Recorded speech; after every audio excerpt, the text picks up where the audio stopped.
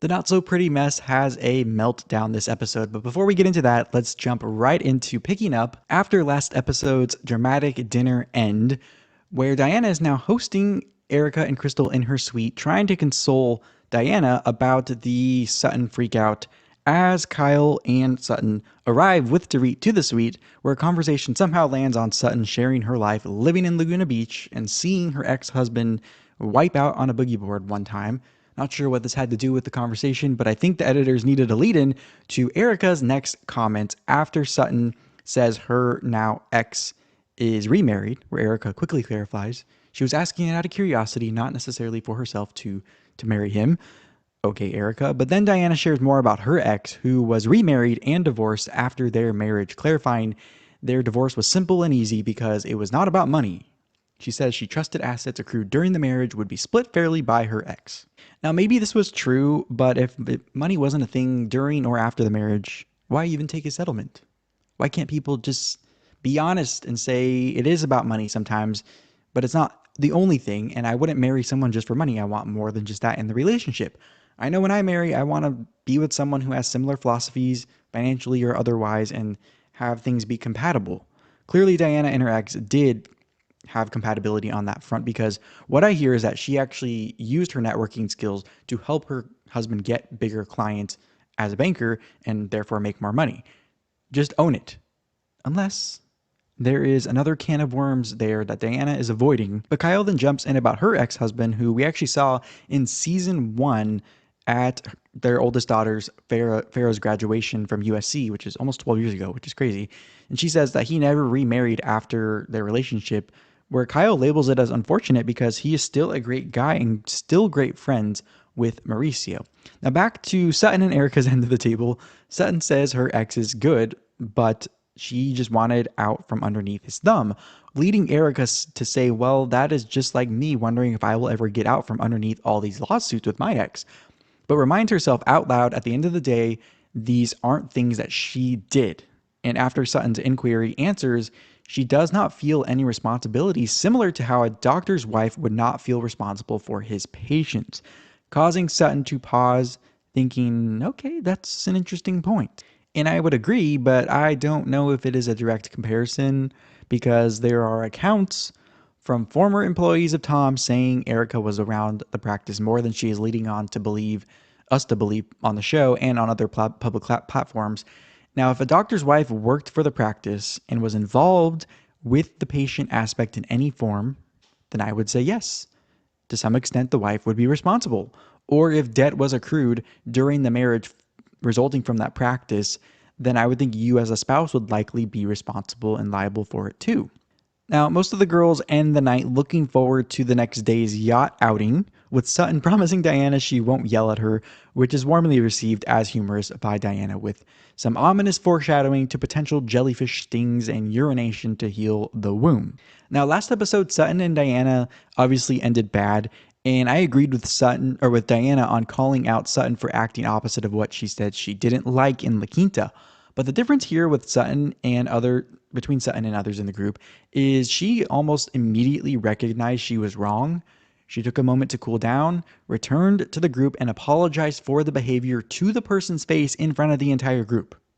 Unlike, let's say, Erika, who almost a year later continues to double down on her poor behavior. The next day, after another unknowns update from Rinna over her grief process alone on her balcony, and a glam team chat, including Sutton with her face roller returning in a supporting role from last season, where Dorit, Rinna, and Kyle head poolside to rehash last night's shocking Sutton and Erika near BFF bond.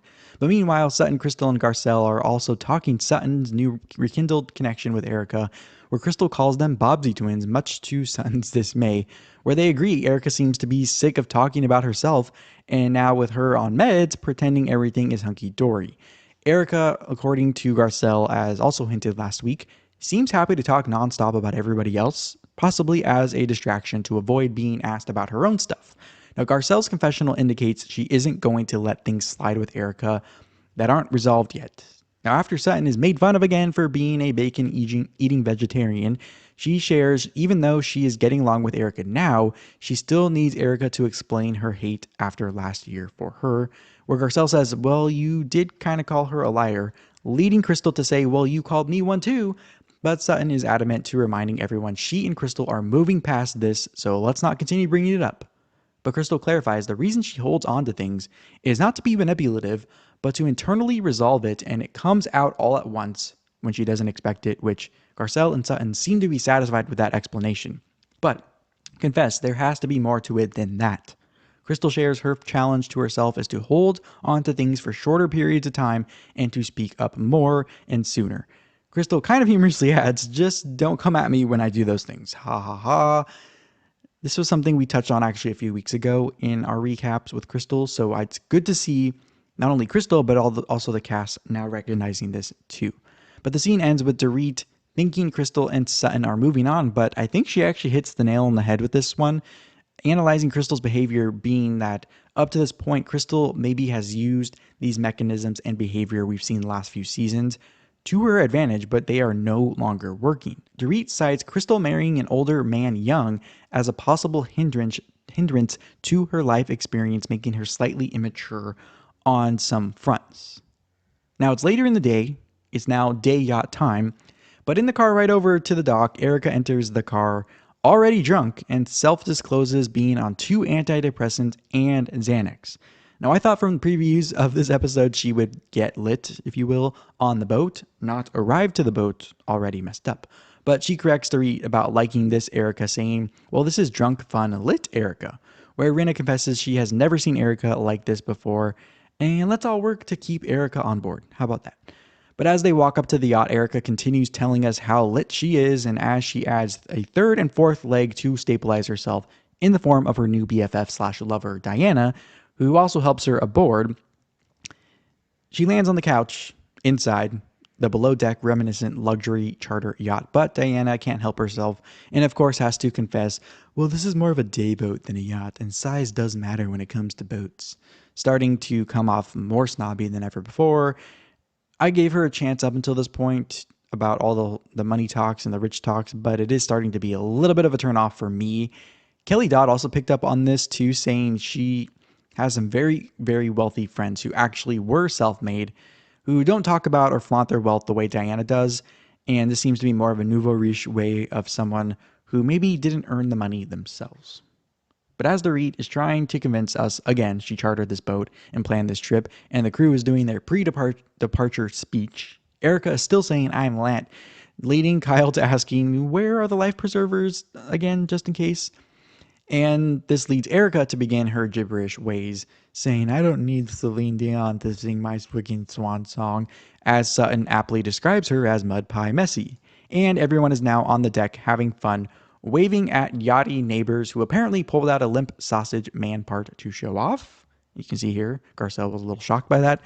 Back inside, though, Erika is now face to pillow with sunglasses still on, apparently talking to herself about formerly having a boat she says was named the Ill Eagle, which apparently was a yacht fisher boat, as if that matters, but then stops herself from opining further. But after Kyle checks in on Erika playing mom, wanting Erika to sip her drink to eventually rejoin the group, Erika continues talking nonsense to herself, singing, I'm on a boat, imagining what could have been her life on this boat, including what she would order for food and drink in detail. So let's chat for a moment. Lots to unpack here. First, I think it is possible Erika was not actually talking to herself, but to producers sitting slightly off camera in the same room. And I did notice the captions for Erika during the scene spelling the boat name Ill Eagle, meaning sick eel, which may be a nothing burger, but it is interesting how the pronunciation sounds like illegal, meaning not legal. And of course, in the context of what Erika and Tom are going through, it makes it that much more salacious. I wonder though if they captioned this on purpose to cover their bases of any confusion, or they maybe got clarity later on from Erika saying, oh, it was called the illegal, and the spelling of it. Also, who names their boat the illegal or ill eagle? Unless you're doing something illegal or you're poking fun at being illegal, or I don't know, but I thought boats were supposed to be named something regal and hopeful and uplifting, not like a sick bird. But Kyle is now on deck sharing. She thinks Erika seems lighter, possibly because she must feel safe with them to act this way, where Erika is now up and at 'em, joining Kyle, Dorit, Crystal, and Rinna on the top deck to a round of applause, but still drunk and messed up with the medication mix, needing food now to counter it. Diana on the bow with Sutton and Garcelle shares more about her family, including her 19-year-old brother who died in the war, acting as a peacekeeping police officer, sharing the grief from that prolonged over a long period of time. Now, after sharing more about how they learned of her brother's passing, Sutton weighs in on how much she relates to not being able to say goodbye to a loved one before they pass, as experienced with her father's death, which I didn't see as so out of pocket, but Diana confesses she thought it was Sutton continuing a pattern of making everything about herself. And while I can see why or how Diana would interpret it that way, it didn't look to me like Sutton was trying to talk all about herself rather than comfort and be open and open the door for her and Diana to connect on a deeper level after their tiff the night before. But Diana uses this as an excuse to separate herself from the group for a moment. Now, before we see what Diana is up to, some of the girls also want to take a dip in the water, but Erika is still trying to center herself. And as she is doing this, she asks Crystal if she would have a threesome with 2 girls in RHOBH or 2 guys in RHOBH. I'm guessing prompted by Crystal here disrobing and smothering Garcelle in the process. But Crystal, of course, had to correct Erika, saying, well, that would be a foursome, but no, that's not really my thing. Understandable. And after the girls minus Diana, Sutton, and Garcelle dance and sing to Expensive by Erika Jayne on the boat with, of course, a Kyle ponytail whip, Sutton isn't having it because of the subject matter of the song relative to still ongoing legal proceedings related to that rich lifestyle provided by now disgraced lawyer, ex-husband of Erika's, Tom Girardi. So this moment of the girls dancing to the song may give some credence to the theory some in the group aren't being as hard on Erika because they may need her in their corner when their skeletons come out of the closet. We then see Diana was actually taking a solo dip in the water away from the crazy group and Sutton/Garcelle, but quickly returns to the boat after being stung by a jellyfish trying to swim back to shore. Of course, Kyle picks up on this, making light of Diana clearly not vibing with the group on the boat. Erika, ready to go back to sleep on deck, quickly perks up at the idea of urinating on Diana once jellyfish sting news reaches her to, in Erika's words, potentially satisfy her fetish. But once she realizes her services will not be needed, she heads back to sleep, sort of. And after Kyle shares her comedy of errors on this boat ride, she still holds it as a highly ranked trip versus other boat rides for this group over the years. And Erika wakes again when Rinna joins the group. Zodiac sign compatibility talk has Erika chiming in again, but thank goodness Kyle takes this moment to imitate Erika's nasally voice to her face, probably protected slightly by the chance Erika isn't remembering anything she is saying here. But Erika then tries connecting with Sutton over both being from the South in her altered state of mind over values of protecting loved ones and not being so cuddly warm to people. But then Erika again has to keep going, now claiming the reason Southerners are this way is due to their agricultural way of life without textiles. And like always, Garcelle picks up on this gibberish where Erika continues, but coupled with some dismissive laughs at Erika from everyone after Erika says, we came from the world, if you don't work, you don't get paid. Which maybe this is something Erika should get back to pay off her debts. Now, a funny, sort of, montage of the girls messing with Erika while enjoying the last few hours of sunshine before departing the boat leads to, of all people, Erika being woken up by Sutton to depart the boat. And we see Erika ruin the indoor couch from her body makeup rubbing off, clearly lacking respect for others' belongings, which is not surprising from her, but also isn't exactly something new for the Housewives franchises.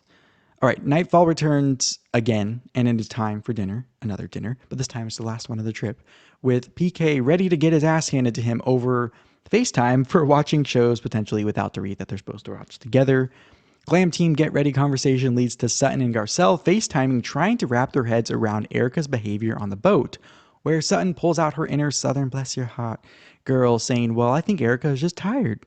With a chuckle, of course, but gutsy, grounded Garcelle strikes again saying she is concerned Erika is mixing too many things, where Sutton confesses maybe this is Erika's cry for help, adding she does know Xanax and alcohol are not a great combo.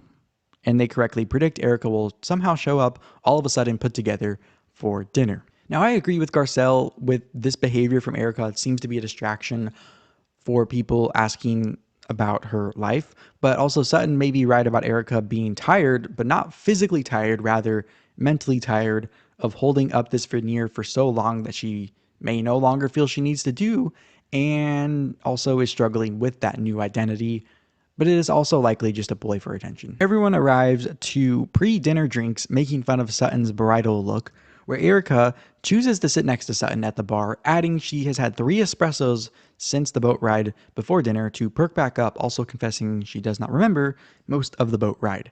Now at dinner, after ordering drinks, Garcelle invites the girls to her birthday party, where Sutton seems to think this is an opening of a can of worms from last year's birthday, which entailed some people getting Garcelle presents and some people not, and of course was home to the ugly leather pants moment. But we learn Rinna will be at Harry's movie premiere, so she will not be attending. But Garcelle then drops a surprise saying, well, I'm sad you won't be there because Denise is coming and I was hoping you'd get to see her. But after a brief recap of Rinna versus Denise feud over the years about some personal details being let out, and Rinna questioning Garcelle's intent on bringing this up the way she did, Lisa then wonders if it would have been different should Rinna have said she was coming. Rinna admits, though, to the group she did reach out to Denise Richards recently via text message to apologize with a response after imploration from Garcelle last year. But Garcelle, always checking her facts, texts Denise in her confessional asking for confirmation, with a response from Denise of when. Now, Garcelle seems to interpret that as which time, shocked that they may have actually spoken many times, but I actually took it as Denise saying when, because it never happened. Now, I agree with Rinna. Here, Garcelle was being a little playful and shady over how she dropped this news, but I still don't think she's trying to stir the pot more than just protecting her close friend Denise, similar to the way she did with Sutton earlier over the whole crystal conundrum. We then pivot to Diana sharing this was her first girls trip ever in her life, surprisingly adding she actually enjoyed her time with the girls, saying last night was a little bit of a bump in the road because of the lunar eclipse. Okay. But again, Garcelle calls out the BS in her confessional, pointing out, well, you can say these things, but clearly your actions don't line up with that because you would rather get stung by jellyfish than be with us. Now, Garcelle then brings up Diana's uncomfortable response to her book Room 23 being brought up by Dorit last night, where Diana shares to the group the reason she shut it down was her not liking to toot her own horn, but confesses she thinks it is ironic Garcelle is the one bringing up her closed offness, considering she thinks Garcelle is the most unwelcoming. Now, I get Diana not wanting to talk about herself, and in normal situations it would make sense, but in this case, in this setting, it may have her make a quick exit from the show as a one-season wonder if she continues this holier-than-thou distanced approach from the rest of the group. Erika then makes a funny comment about telling her son the calamari was chicken with holes, and Garcelle calls tentacles testicles, leading to them recounting the man mooning them with the windmilling penis earlier. And Sutton then starts talking to Erika about their dating lives, where Erika compliments Sutton's date as hot. They continue learning each other's preferences seemingly in an open, eager, interested way, explaining this interaction as Sutton liking when Erika is funny, even after a tiff. Now, Sutton shares she doesn't want a boyfriend, while Erika confirms she just wants a lot of dick. To Sutton being like, well, I wouldn't put it that way, confessing, well, she does like funny people. I think referring to Erika in this situation and that being more important to her in a date than just sex, contrasting Erika. Now, before we continue, this reminded me to clarify some comments I made about Erika and Sutton not being that far off regarding men and money in their lives earlier in the season when Sutton was talking to Kyle and kind of shaded Erika over her seemingly wanting a man with money. Now, the similarity I was talking to was about the men in their marriages being the breadwinners. However, it does appear that Erika did not come out of the marriage with more than what she came in with. In fact, she may actually be back to zero or negative as a result. And speaking of that, just today it appears the earrings Erika was wearing in this scene were the ones in question in the bankruptcy of Tom, as pointed out by Dana Wilkie actually, and it appears Erika will have to return them to pay back the victims, not sell it to pay her tax bill. So even if Erika comes out of the Tom stuff unscathed legally, just like, let's say, O.J. Simpson, if she continues her ways, she will eventually get caught and get in trouble somehow. I think the tax thing may actually be the thing that finally gets her in trouble. Dorit then takes on wrapping up the trip with a positive step in the Erika-Sutton friendship, even with unresolved issues that were put on the back burner for a trip on the heels of two friends going through tough times. Rinna's mom passing, of course, and Dorit's home invasion, where Erika confesses she doesn't like being forced to do something, and Sutton agrees. I kind of relate to that too. and continues saying she is just being herself in these situations, whether that be being nice to someone, calling someone a C word, or falling asleep on the boat. Now, I think Erika, of course, should be able to be herself. Unfortunately for her, your true self, if it's what we're showing here, might not be accepted in society or actually may be breaking the law. So that isn't going to work out so well for you, Erika, if that is the case. But Sutton then says, well, I hope you are being real with me this weekend, considering you were nice to me and to my face in Del Mar last year, but confessed that you were being fake to not ruin everyone else's trip. With Sutton saying she is not scared of Erika, and that is what scares Erika about her.